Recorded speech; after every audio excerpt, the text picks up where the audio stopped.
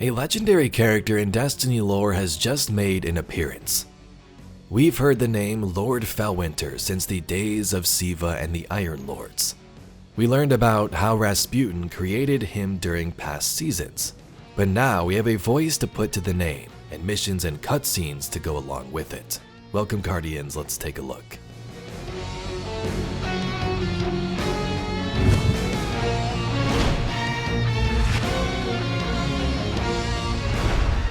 Felwinter, in the actual lore, was an exo-warlock created by the warmind Rasputin under a secret program called Siddhartha Golem. He was designed to be sent out into the world and study humanity, learn about their culture, their planet, and their goals and aspirations. When the collapse came, he was killed, and centuries later would be revived by his ghost, Felspring, who named him Felwinter.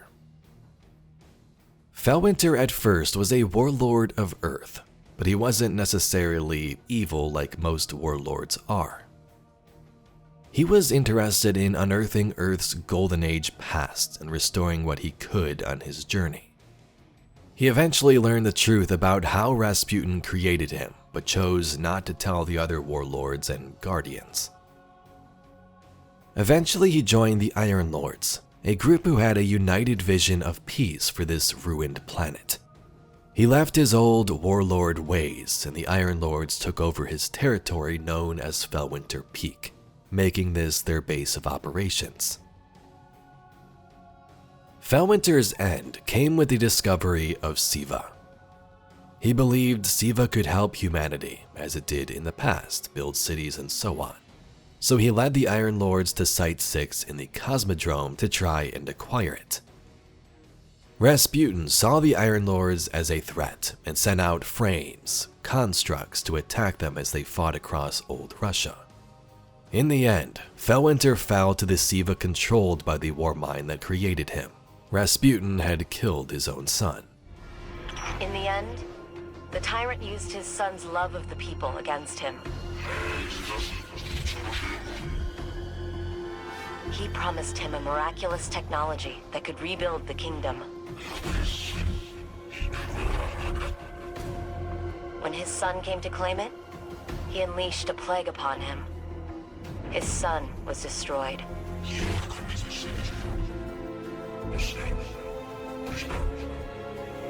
And the tyrant looked upon his tyranny and wept. In years later in Rise of Iron, we would destroy the replication chamber, letting the Lords have their final rest. Now the reason I'm talking about Felwinter in this video is that it seems Destiny Rising has introduced us to this epic character before the main game. Now as I said, Destiny 2 had quests to learn about Felwinter and how he was created. We went to Felwinter Peak for quests, but Felwinter was long dead. And although Rising is an alternate timeline and nothing is considered canon, in my opinion it's still cool to see how they portray this character who even wears Felwinter's helm. So a couple of weeks ago, a new character dropped in the game named Helhest, an Awoken warrior who was revived at Felwinter Peak, and Felwinter was sort of her mentor. Like most characters in the game, you gotta grind a lot for it, pay real money, but there's a whole story quest that came along with her and quests to take part in. So if you don't play the game, don't want to pay for it, here's a summary which includes some pretty crazy threats. The Queen of the Reef, a civil war that takes place between two of their factions. The envoy you're looking for is here. I told you Radagast wouldn't come. Hello, Wolf. This is Lord Felwinter and I'm Helhest. We're here from Felwinter Peak. I'm primarily responsible for the comms networks covering the Iron Lord's territories. A few days ago, I picked up a strange radio signal unlike those from any known human or even fallen device. Repeated calculations have shown the coordinates to be somewhere between Haven and the Old City, but the signal's range is too large. I can't look into this on my own. Wolf, I'd like to ask you to help investigate one area, then share your findings with me. Afterwards, we'll rendezvous here. Sure, but, is your boss gonna come with us? Helhest can take care of this on her own. I have other matters to attend to.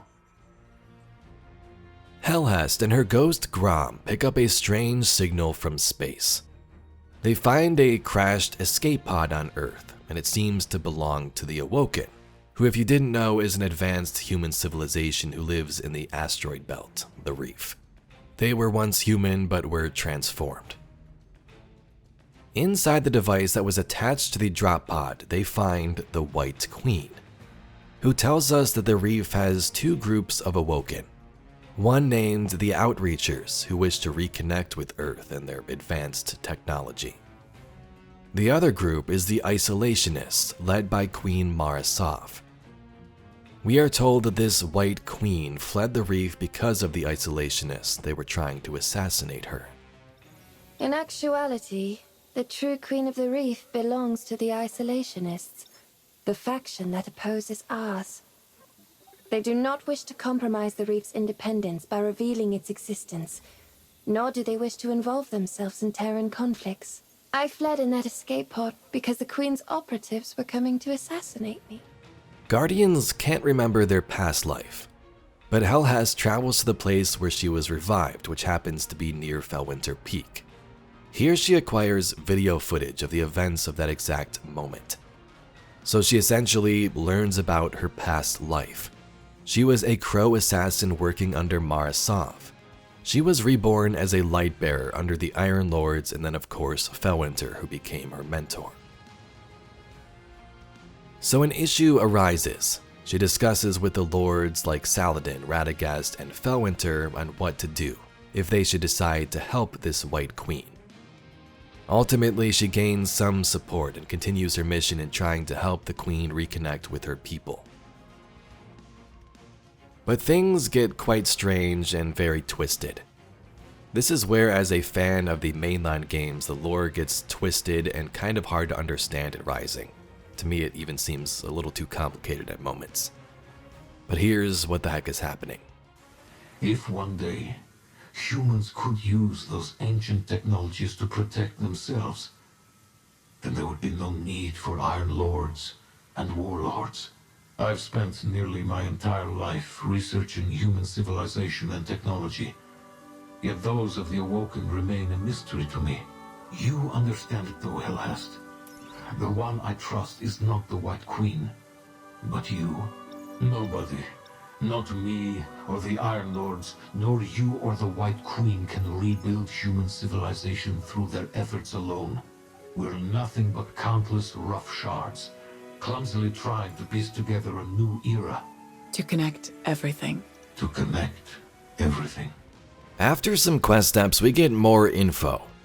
Under Mara, there are what they call the Crows, a group of spies and assassins pretty much. Mainline Destiny has Crows too. But this group in Rising is who Helhest was a part of. The Crows themselves as a group seem to have internal power struggles, manipulating things in certain ways, and Mara is aware of this. But as we know pretty clearly, even in Destiny 1 and 2, Mara has always been about opportunity, trickery, and even cunning. She has backup plans and schemes. The same thing is the case here. We learn that this White Queen is basically a backup of Mara herself. Here is that cutscene and dialogue.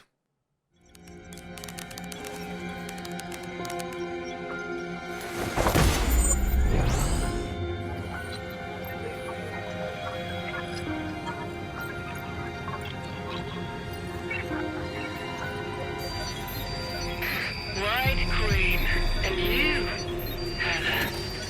I know what you're doing. My crows have had their eyes on you this entire time. But I'm also very curious as to whether this broken planet can truly accept you. White Queen, prove to me that when humanity reaches a dead end, the people will still join hands. I look forward to your performance.